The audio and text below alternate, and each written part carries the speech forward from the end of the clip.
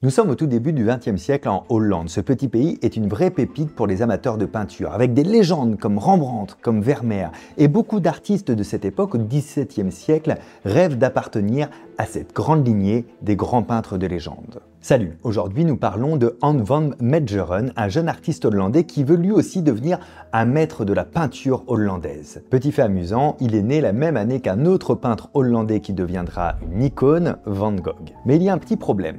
Le père de Van Meegeren, celui-ci s'oppose catégoriquement à ce que son fils devienne un jour peintre. Il va l'obliger à étudier l'architecture. Pourtant, Van Meegeren ne lâche rien et continue à peindre en cachette de son père pendant ses études. Il va même jusqu'à suivre des cours avec un professeur réputé, Bartus Korteling. Le professeur va enseigner à Van Meegeren les vieilles techniques de peinture, en passant par le choix des toiles, le choix des pigments aussi, exactement comme le faisaient les grands maîtres de l'époque, et vous allez voir que ce détail a toute son importance pour la suite.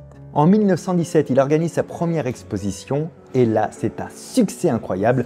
Toutes ses toiles sont vendues. Van Meegeren est convaincu qu'il est en train de percer, ou en tout cas que ça va pas tarder. Mais voilà, en 1922, 5 ans plus tard, il refait une exposition et c'est un échec complet. Il se fait assassiner par la critique. Les experts le qualifient, lui et ses peintures, de pâle imitation ratée des plus grands maîtres. C'est un gros coup dur pour Van Meegeren qui s'attendait à tout sauf à ça. Et pire, à partir de ce moment-là, les galeries vont refuser de l'exposer. Donc il ne va plus rien vendre. Sa carrière, en 5 ans, est passée de très prometteuse à échec. C'est terminé. Vous vous doutez bien qu'il est dévasté, mais surtout en colère contre les critiques, contre les experts qui l'ont démoli. Il a quand même un certain ego, et pour lui, c'est une injustice qu'il est en train de vivre. Mais malgré tout, il faut bien qu'il vive, cet homme. Alors il va se tourner vers la restauration de tableaux, pas n'importe lesquels, ceux du XVIIe siècle. Et rappelez-vous, il a été formé sur les techniques de l'époque.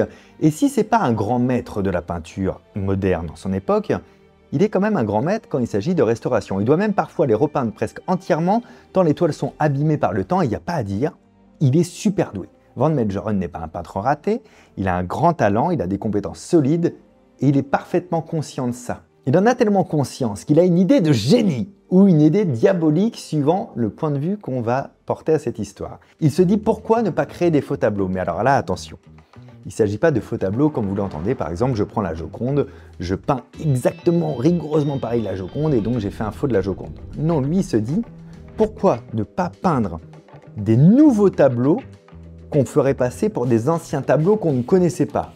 Donc des faux tableaux à 100%. Il veut inventer des tableaux qui auraient pu être peints, mais qui auraient été oubliés avec le temps. C'est très original et plus il y réfléchit, plus son plan devient assez clair et plutôt solide. Van Meegeren, à la même époque, divorce de sa première femme. Il part s'installer à Roquebrune, en France, avec sa deuxième épouse, où il va passer 6 ans à perfectionner sa technique de peinture. C'est juste un procédé long à peaufiner, mais il sait exactement ce qu'il doit faire pour y parvenir. Tout est planifié dans les moindres détails. Pour les pigments, il va même se rendre à Londres pour acheter le célèbre lapis lazuli de Vermeer.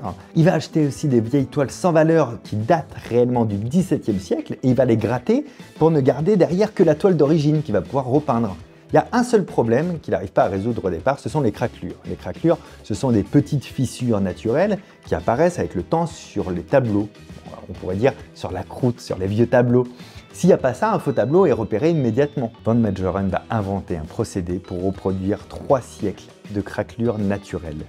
Il gratte la peinture des vieilles toiles, il veille à conserver une fine couche de pigments pour préserver les craquelures qu'il y a à l'origine, et ensuite il fait cuire ses toiles dans un four qu'il a fabriqué lui-même, parce qu'il a carrément conçu un four dédié à ça, et une fois que les craquelures sont vraiment bien formées, il va les remplir ces fissures de pigments noirs pour donner l'impression que la poussière s'y a accumulée pendant 3 siècles. D'ailleurs, il mélange probablement à de la véritable poussière. Après 6 ans de travail acharné, il va produire 2 faux parfaits de Vermeer et d'autres peintres hollandais. Vous allez faire un essai tout de suite, vous avez un vrai Vermeer et un pastiche de Van Meegeren. Parmi ces 2 toiles qui s'affichent, laquelle n'est pas du célèbre peintre d'après vous?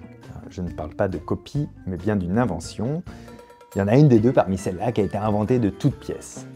Il s'agit de la première toile qui s'appelle « La femme lisant de la musique ». La deuxième, c'est La femme lisant une lettre. Alors celle-ci, elle est authentique, elle a vraiment été imaginée et créée par Vermeer. Bien sûr, on va retrouver toutes les caractéristiques des œuvres de Vermeer dans l'étoile de Van Meegeren, le choix des couleurs, la posture du personnage, les ombres, les jeux de lumière. Le style est conforme, il est copié à la perfection. Et avec sa technique, il n'y a pas un expert, il n'y a pas une critique d'art qui arrive à déceler que c'est un faux. C'est une sorte de revanche pour lui. En 1934, Van Meegeren parvient à vendre son premier faux, donc La femme lisant de la musique.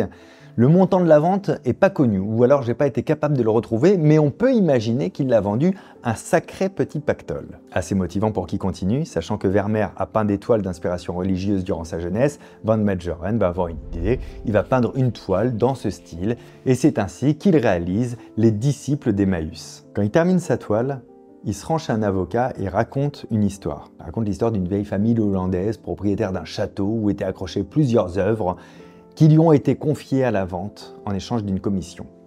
L'avocat confie la toile du coup à un célèbre expert d'art hollandais, Abraham Bredius, celui-même qui avait assassiné le travail de Van Meegeren à la deuxième exposition, vous vous souvenez, quelques années plus tôt. Et après plusieurs jours d'études, l'expert déclare qu'il s'agit d'un authentique Vermeer. J'imagine à quel point ça a dû être jubilatoire pour Van Meegeren de duper celui qui a brisé à la base sa carrière. Alors que la Seconde Guerre mondiale éclate, le peintre est à l'apogée de son succès. Ses faux tableaux sont exposés dans des musées et vendus à des prix exorbitants. C'est quand même énorme.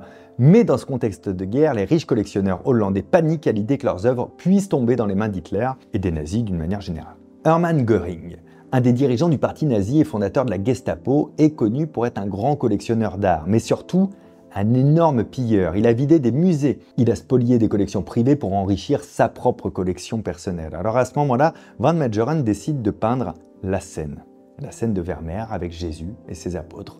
Évidemment, Vermeer n'a jamais peint un tel tableau, mais Van Meegeren se lance tout de même dans ce projet ambitieux sur une immense toile de 2,50 m sur 1,75 m. Et devinez qui veut acheter cette toile? Hermann Göring. Göring va proposer d'échanger, écoutez, c'est hallucinant, 200 tableaux vrais, il n'y en a pas un faux dans le tas, qu'il a pillé, qu'il a volé à droite à gauche dans les musées et dans les collections personnelles, contre ce faux Vermeer incroyable. C'est absolument fou. Van Meegeren peut récupérer 200 vraies toiles de maître contre un faux. Et il accepte. Alors, il y a deux raisons pour lesquelles il a pu accepter. La première raison, c'est pour récupérer le patrimoine artistique qui avait été volé. La deuxième raison, c'est pour amasser une fortune, parce que 200 toiles, ça vaut toujours mieux qu'un faux Vermeer. Évidemment, au moment où je vous parle, on ne sait toujours pas ce qu'il avait vraiment en tête, et on ne le saura jamais. Lui dira en tout cas publiquement que c'était pour sauver le patrimoine. C'est comme ça que le faux tableau de Van Meegeren se retrouve dans la collection privée de Göring. C'est assez jubilatoire ça aussi. Sauf qu'à la fin de la guerre, une fois qu'il y a eu la libération, le faux Vermeer est retrouvé dans la collection personnelle de Göring. Et ça sent pas bon pour Van Meegeren parce qu'il va être tout de suite accusé d'avoir collaboré avec les nazis en vendant un chef-d'œuvre authentique inestimable de Vermeer à l'ennemi. Et ça, c'est passible d'une peine de mort. Mais Van Meegeren va pas se laisser faire et au contraire, il va clamer haut et fort qu'il n'a pas collaboré, qu'il a piégé les nazis en leur vendant un faux tableau qu'il a lui-même peint. Et personne ne le croit. Parce que affirmer d'être un faussaire, c'est bien, mais il faut le prouver. Vous voyez un peu l'ironie de la situation. Les experts disent que c'est un vrai. Étant donné que ces toiles échappent à l'œil de tous les critiques, des plus grands experts en art, comment on peut prouver que c'est un faux? Il n'y a pas 30 000 solutions. Van Meegeren est pris à son propre piège et il reste une seule façon pour leur prouver qu'il a raison, c'est de peindre un faux Vermeer et c'est ce qu'il va proposer de faire. C'est alors qu'entre juillet et août 1945, il peint la toile Jésus parmi les docteurs en présence de 6 témoins, dont un expert en art et un photographe qui photographiait au fur et à mesure la peinture. Suite à ça, une enquête détaillée est menée par des experts internationaux commissionnés par la régionale de justice d'Amsterdam. Et enfin, il est confirmé que la peinture qu'avait en possession Göring n'était pas un authentique Vermeer. Et comment ils l'ont su?